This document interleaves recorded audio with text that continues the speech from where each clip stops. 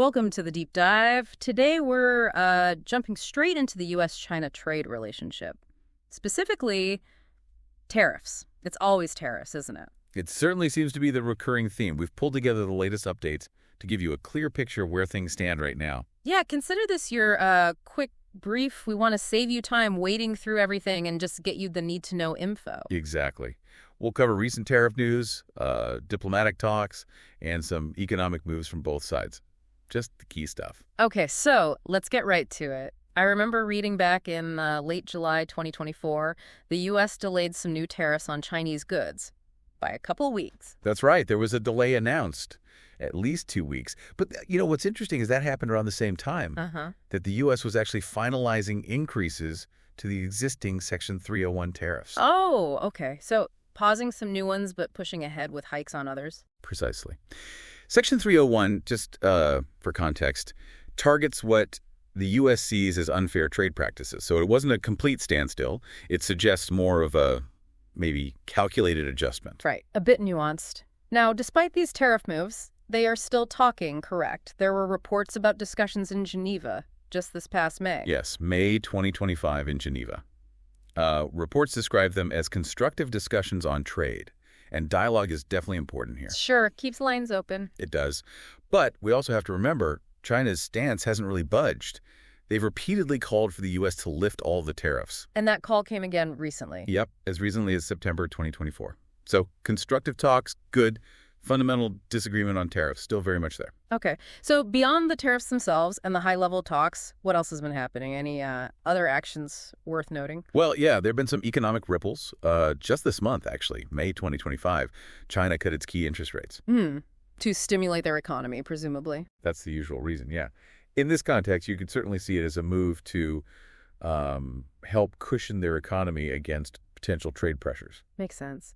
And the U.S. did something tariff-related this May, too. Something about smaller packages, de minimis. Yes, exactly. The U.S. cut the de minimis threshold specifically for shipments from China. Right, so that means more small shipments now get hit with duties. That's the effect. Yeah. The de minimis level is the value below which goods can usually enter duty-free. Yeah. Lowering it for China means more imports, even lower value ones, face tariffs. Could definitely impact, e-commerce. Interesting. And stepping back just a bit further to July 24 again, there was that thing with the U.S. and Mexico. Ah, yes. That was about preventing China from getting around U.S. tariffs on steel and aluminum. How? By shipping through Mexico? Potentially, yeah. The idea was for the U.S. and Mexico to work together to close off any routes or loopholes that might let Chinese steel and aluminum avoid the U.S. tariffs.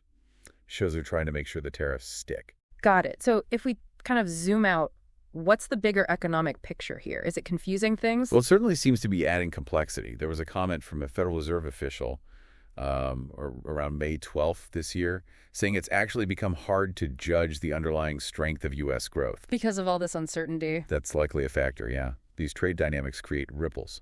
Although, interestingly, around that same time, there was also a feeling that maybe a sort of U.S.-China truce had cooled the trade war down a bit. A temporary cooling, maybe, given everything else we've discussed? Seems that way. And remember, last August, the U.S. Trade Representative, the USTR, said a decision on those Section 301 tariffs was imminent. We haven't seen the absolute final word from these specific reports, but it just highlights this is ongoing. Things keep shifting. They're only not static. Not at all. It's this constant back and forth.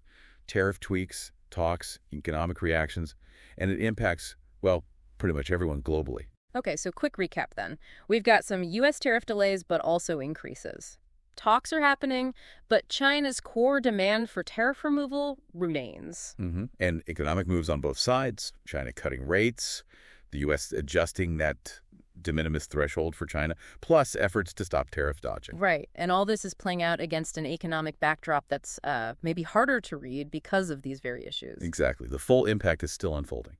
So for you listening, it's worth thinking about how these policy shifts could eventually filter down, affecting supply chains, the cost of goods, how companies operate globally. It really drives home how connected everything is. And maybe a final thought to leave you with. How might this persistent tension, these ongoing adjustments, ultimately reshape global trade patterns and consumer markets in the longer run? That's the big question, really.